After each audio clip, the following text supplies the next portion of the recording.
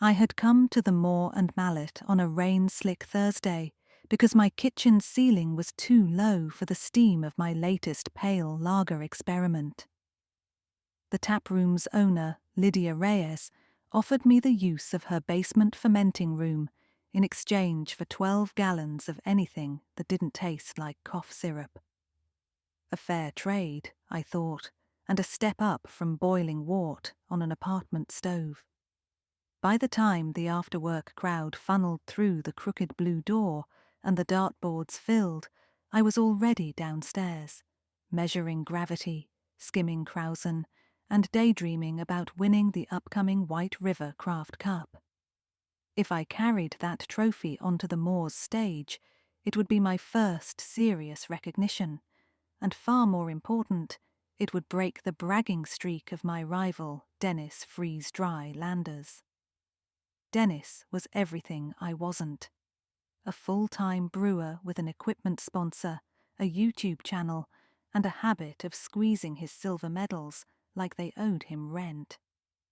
3 months earlier, he'd swaggered into the Moor wearing a hoodie emblazoned with his catchphrase, "Chill out and drink up," and pulled Lydia aside to rent her upstairs walk-in keg cooler. He claimed the precise refrigeration helped him lager under stress, whatever that meant, but mostly he just wanted his barrels on display, where half the city would see them every time they asked for a pint. The Moor's regulars shrugged, yet I felt Dennis's shadow lengthen across my own bubbling buckets.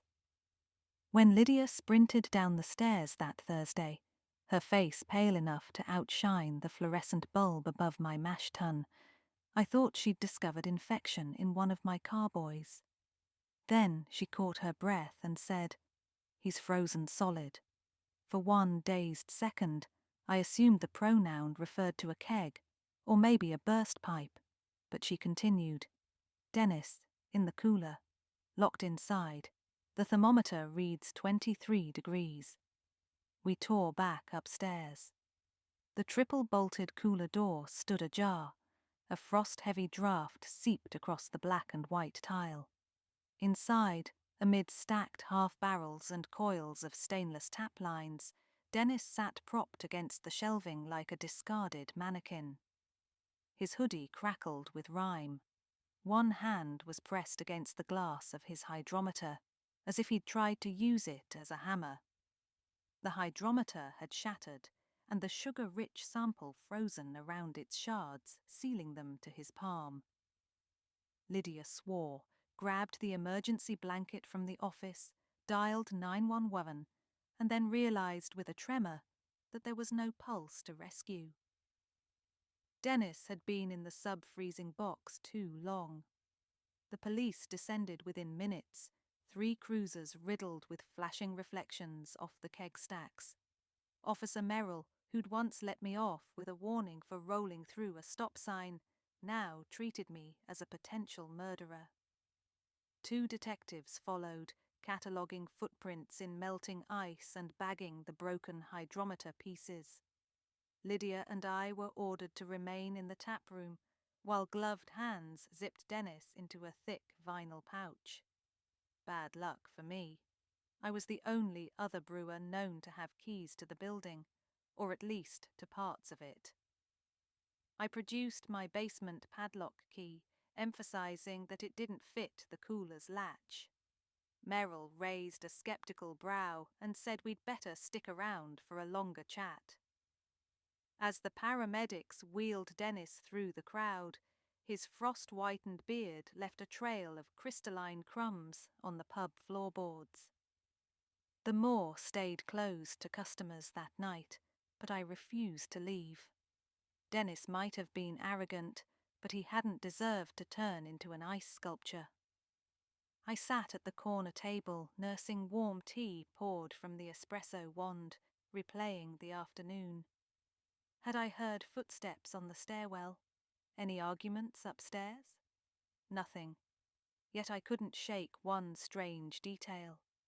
The cooler's interior deadbolt could be operated from the inside. Dennis wasn't the type to forget a safety feature.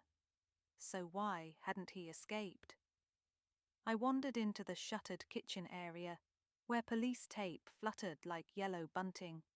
The cooler door stood open now, thawing slowly. At its foot, the floor tile was wet, but the puddle tracked in an unexpected direction, toward the service elevator used only for deliveries. A thought sparked. The elevator shaft drilled directly to the basement where I brewed, yet I had never heard it descend while I worked. Maybe Dennis hadn't either. Maybe someone lowered him into the cooler from below, bypassing the main stairwell and cameras. The shaft controls were disabled by the detectives, so I descended the stairs once more and walked the hallway to my fermenting room. I flipped my headlamp on and followed the corridor beyond my usual territory. Cobwebs draped ancient kegs stamped with brands gone bankrupt decades ago. Mildew grew on forgotten hop sacks. Near the elevator's underside, a rust-chewed service hatch sat askew. Inside it, cables dangled like metal vines, and behind the cables I noticed a half-moon of space too void of dust, as though recently disturbed. I eased in, heart stuttering. My light revealed a wooden wall in back, but the grain ran horizontal like floorboards, not vertical like planks. When I pressed, the panel rocked inward on hidden hinges, exhaling a draft colder than any basement should be. A narrow passage yawned before me, lined with earth and stone, descending away into the throat of the hill upon which downtown White River perched. A secret tunnel under a craft pub. The city's folklore came rushing back. During Prohibition, Moore and Mallet, then the Marlin and Mallet, had smuggled bootleg whiskey from river barges to speakeasies in town, using a warren of dugouts. Historians claimed they were collapsed or sealed, yet here one was, remarkably intact, and perhaps still functional enough to commit a modern-day murder. Before common sense could drag me to the exit, I stepped inside. The door thudded shut behind me, burying me in near-perfect dark except for my headlamp's halo. A faint breeze carried yeast and cold stone, mixed with something sharper, an antiseptic twang I couldn't place. 5 yards along, the tunnel forked. Fresh footprints, outlined in dust, veered right. I crouched, brushing a ridge of dirt. The tread was contemporary, the diamond pattern of Lydia's work boots. Lydia? The realization rattled me. She had sprinted downstairs, looking genuinely panicked, but she might also have been first on the scene because she had come from the tunnel rather than the bar. Motive. Finances. Dennis's rent for the flashy cooler dwarfed my modest basement fee. Still, he'd recently missed payments, bragging that sponsors would cover him soon. Could Lydia have decided to cut her losses in a frigid, brutal way? I followed the rightward path until planks replaced earth under my soles. The boards felt spongy, waterlogged. My light flashed across metal tracks, thin rails embedded in the floor, a relic of hand-pushed carts once used to shuttle forbidden crates. The antiseptic note sharpened into a spill of alcohol evaporating. Then came a sound, the vibration of a pump or generator. I killed my headlamp, heart drumming loud enough to drown the soft whir. Ahead glimmered a crack of bluish light. Someone else was down here, working. I inched nearer until my shoulder brushed damp wall. A final bend opened into a chamber roughly the size of the Moore's kitchen, its ceiling braced by timber struts. Plastic fermenters glowed under LED strips. Hoses snaked from a steel tank to a bench stacked with lab glassware. And standing over the setup, sleeves rolled, was Lydia Reyes. She wore nitrile gloves and goggles, the picture of sanitized concentration. On the table lay a pile of laminated sheets, competition rules, sponsor contracts, publicity photos of Dennis grinning with pint in hand. From a pump, clear liquid trickled into a growler labelled XO0 Winter Bock. Lydia measured gravity with a hydrometer identical to the one broken in Dennis's hand. I must have stepped on a loose stone. It skittered and echoed. Lydia jerked her head up, eyes widening behind the goggles. "Eli, what the hell? You have a whole lab down here," I said, voice wobbling between accusation and awe. "Secret recipes, a tunnel straight to the cooler. You locked him in." She peeled the gloves off with a snap. "Keep your voice down. Do you want the police tunneling in behind you?" "Better than freezing next," I shot back, though the chill in the tunnel already numbed my fingertips. "Why?" The single syllable held more weight than the beams overhead. Lydia exhaled, steadying herself against the bench. "He stole." She tapped a thumb against a clipboard. 3 months ago, Dennis bragged about a new enzyme process that accelerated lagering. It was mine. I'd shown him prototypes. He recorded me without permission, passed the idea off as his. Sponsors loved it. I confronted him. He laughed in my face. "So you decided to murder him?" "I decided to scare him." She rubbed her temple. "Shut him in the cooler for an hour. Make him miss his streaming slot. Maybe ruin his reputation." I rigged the elevator to stop level with the cooler threshold, lured him down by saying the sponsor rep was waiting inside to inspect storage temps. I planned to release him before midnight. "But you didn't." Her gaze fell to the floorboards, to puddles glossing the ancient rail lines.